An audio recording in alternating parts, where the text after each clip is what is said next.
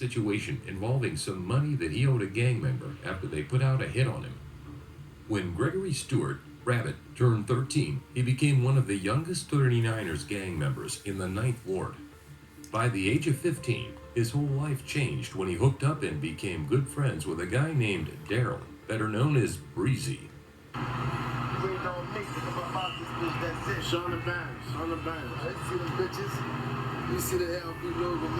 He started hustling, selling drugs, making a ton of money, trafficking from New Orleans to Houston, which is how he got the name Rabbit.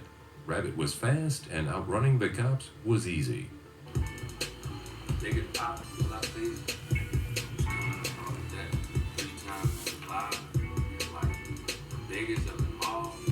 Breezy introduced Rabbit to one of the biggest kingpins in the city named Myrtle Offray, who showed him the way through the streets.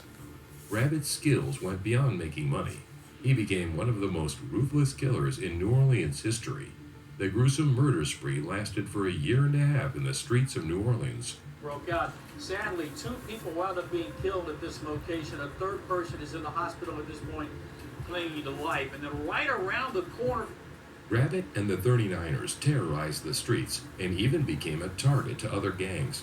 But as the game got deeper, Rabbit started getting worried because things weren't the same as when they started. It was bodies, cops on payroll, politicians in their back pocket, and even secret baby mamas who didn't mind working with the gang. What you see around here now is a sharp contrast of 2 years ago. Children did not come out to play. Love and say drug dealers were on every corner. These alliances kept the gang running, but trusting the next man became a problem. When Rabbit found himself with a list of enemies, starting with Calvin Plucky Celestine, who played both sides.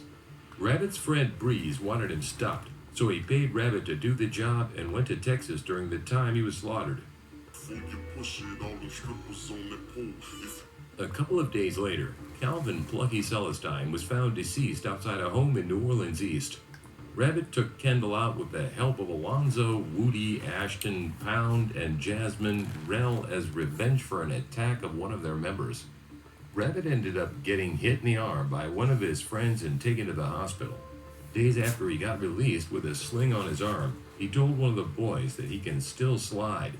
His next victim was a well-known New Orleans rapper named Renetta Lowe, better known as Magnolia Shorty. The crew was becoming increasingly skilled as one person after another fell victim on the streets of East New Orleans. It was uncertain who would be the next target. But once Magnolia Shorty was caught in the car with a guy from the droppers list named Jerome Man Hampton, she tragically lost her life.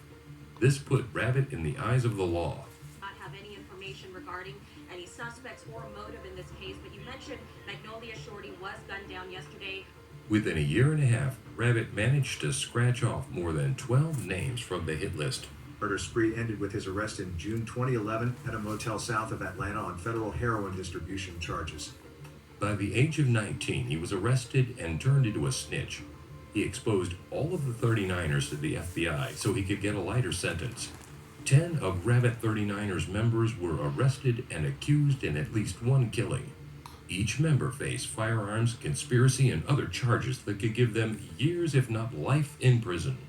There was only one victim that testified in the 39ers racketeering trial.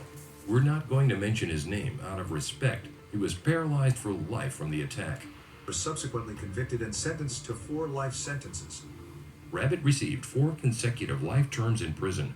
He has revealed names and other information, hoping he can get his sentence reduced in the future. Question: would you snitch on your so-called gang?